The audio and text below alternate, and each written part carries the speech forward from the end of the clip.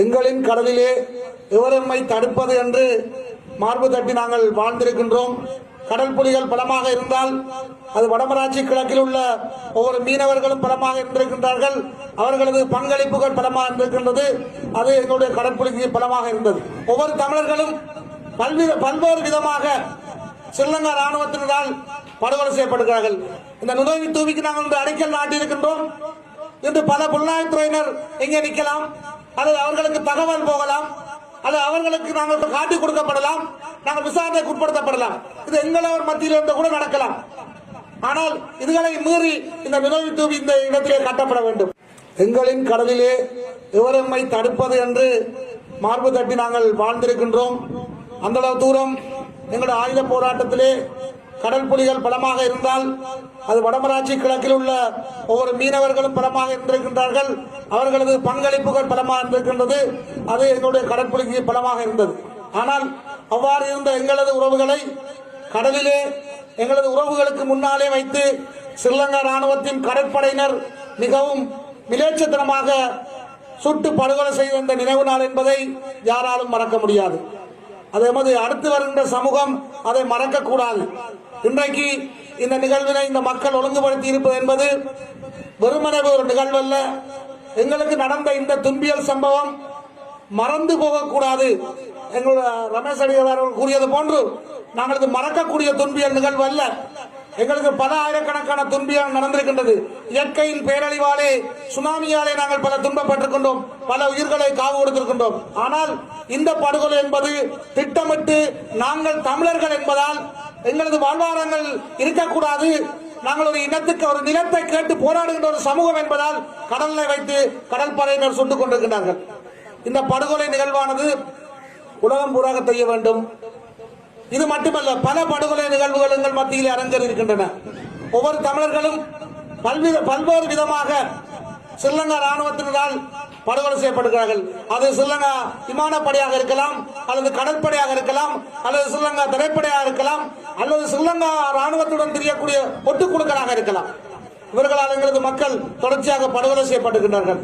இன்று இந்த கட்டக்காட்டு மண்ணிலே இந்த நிகழ்வை ஒழுங்குபடுத்தியிருக்கின்றீர்கள். அதைவிட முக்கியமாக ஒரு நினைவு தூவிக்காக இந்த அடிக்கல் நாட்டப்படுகின்றது. 2009ஆம் ஆண்டு யுத்தம் முடிவடைந்தது பின்னர் இந்த அரசாங்கத்தால் கொல்லப்பட்ட மக்களுக்கான நினைவு தூவிகள் அமைக்கப்பட வேண்டும் என்று நாங்கள் கூறுகின்றோம். ஆனால் அமைப்பு என்பது சாதாரண ஒரு விடயம் அல்ல. இந்த நினைவு தூவிக்கு நாங்கள் அடிக்கல் நாட்டியிருக்கின்றோம். இன்று பல புலனாய்வுத்துறையினர் எங்கே நிற்கலாம், அல்லது அவர்களுக்கு தகவல் போகலாம், அல்லது அவர்களுக்கு நாங்கள் காட்டிக் கொடுக்கப்படலாம், நாங்கள் விசாரணைக்கு உட்படுத்தப்படலாம். இது எங்களவர் மத்தியில் இருந்து கூட நடக்கலாம். ஆனால் இதுகளை மீறி இந்த நினைவு தூவி இந்த இடத்திலே கட்டப்பட வேண்டும். நான் நினைக்கின்றேன் 2009க்கு பிறகு இது இந்த இலங்கை அரச படைகளால் கொல்லப்பட்ட மக்களுக்காக கட்டப்படுகிறது 3வது நினைவு தூவியாக இது இருக்கும் என்று நினைக்கின்றேன். ஒன்று முள்ளிவாய்க்காலிலே கட்டப்பட்டிருக்கின்றது. நாகர்கோவில் மகா வித்தியாலயத்திலே குண்டு வீசி கொல்லப்பட்ட அந்த மாணவர்கள் நினைவாக நாங்கள் ஒரு நினைவுத்தூவியை பாடசாலையிலே கட்டியிருக்கின்றோம். இது 3வது நினைவுத்தூவியாக இருக்கும் என்று நான் நினைக்கின்றேன். இந்த நினைவுத்தூவி கண்டுபிடிக்கப்பட வேண்டும். இதற்கு எங்களுடைய அருத்தந்தை பக்கபலமாக இருப்பார், மக்கள் பக்கபலமாக இருப்பார்கள். அதற்கு மீறி வரக்கூடிய ஒவ்வொரு பிரச்சனைக்கும் நாங்கள் உங்களோடு நிற்போம். எங்களது உறவுகளுக்காக, அந்த உறவுகளின் உறவுகளால் ஒரு நினைவுத்தூவி கட்டுவதை யாரும் தடுக்க முடியாது. ஆனால் இலங்கை அரசாங்கம் தடுக்கும். ஏனென்று சொன்னால் தாங்கள் செய்த படுகொலைகளுக்கு எந்த விதமான ஒரு ஆவணம் கூட இந்த நாட்டில் இருக்கக்கூடாது சிந்திக்கக்கூடியவர்கள் தான் இலங்கை அரசாங்கத்தில் உள்ளவர்கள். அது ஆட்சி மாறி இருக்கலாம், ஆனால் ஆட்சி அதிகாரி யார் வந்தாலும் அந்த ராணுவ நிர்வாக கட்டமைப்பு மாறவில்லை. யார் ஆட்சிக்கு வந்தாலும் அவர்கள் பௌத்த பிக்குகளையும் ராணுவத்தினுடைய சொல்லை கேட்டுதான் நடக்கக்கூடியவர்களாக தான் இருக்கின்றார்கள். ஆகவே நிச்சயமாக எங்களுக்கு இது சம்பந்தமாக சில விசாரணைகள் நடக்கலாம். அதற்கு நீங்கள் ஒருமையை பயப்பட தேவையில்லை. நாங்கள் உங்களோடு நிற்கின்றோம். வருகின்ற தடைகளை உடைத்து தர நாங்கள் தயாராக இருக்கின்றோம்.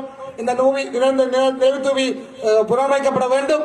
அடுத்த வருடம் இந்த படுகொலை நிகழ்வு நடத்தப்படுகின்ற பொழுது அது அந்த நினைவு தூவியிலே நாங்கள் அஞ்சலி செலுத்தி வந்து செய்கின்ற நிகழ்வாக அமைய வேண்டும் என்று கூறி, உண்மையில் ரமேஷ் அடிகளார் கூறியது போன்று நாங்கள் இந்த வீரத்துக்காக எங்கள் விடுதலைக்காக போராடிய ஒரு இனம் இன்று எங்கள் மத்தியிலே மது போதை பாவனையும் போதைப் பொருள் பாவனையும் கஞ்சா பாவனையும் அதிகரித்துக் கொண்டு வருகின்றது. இங்கு மட்டுமல்ல, வடக்கு கிழக்கிலே மிக மோசமாக அதிகரித்துக் கொண்டு வருகின்றது. நான் இந்த இடத்திலே எங்களுடைய அருட்தந்தை அவர்களுக்கு நான் எனது மனமார்ந்த பாராட்டுகளையும் நன்றிகளையும் அவர் இந்த கிராமத்துக்காக எடுத்த அந்த முடிவையும் பாராட்டுகின்றேன். அவருடைய அறிவித்தல் ஒன்றை நான் பத்திரிகைகளாக பார்த்திருந்தேன். இந்த பங்கிலே யாராவது போதைப்பொருள் பாவனையாளராகவோ அல்லது கஞ்சாவோ அல்லது ஏனைய போதைப்பொருள் கடத்துவதாக இருந்தால் அவருக்கு இந்த சேர்ச்சிலே எந்த விதமான ஒப்பு கொடுப்புகளும் செய்யப்பட மாட்டாண்டு துணிஞ்சி ஒரு அறிவித்தலை விட்டிருந்தால் அவருக்கு நான் இந்த மனமார்ந்த பாராட்டுக்களை ஒரு மது போதைக்கு எதிரான இயக்கத்தின் தலைவராக இந்த பாராட்டுக்களை கூறுகின்றேன். இவ்வாறு ஒவ்வொருவரும் மிக கடுமையாக இருந்தால் எங்களது பிரதேசத்திலிருந்து இந்த போதைப்பொருள் பாவனையையும் போதைப்பொருள் கடத்தல்களையும் நாங்கள் நிச்சயமாக முறியடிக்கலாம் என்று கூறி எனது மனமார்ந்த பாராட்டுக்களை கூறி விடைபெறுகிறேன். நன்றி.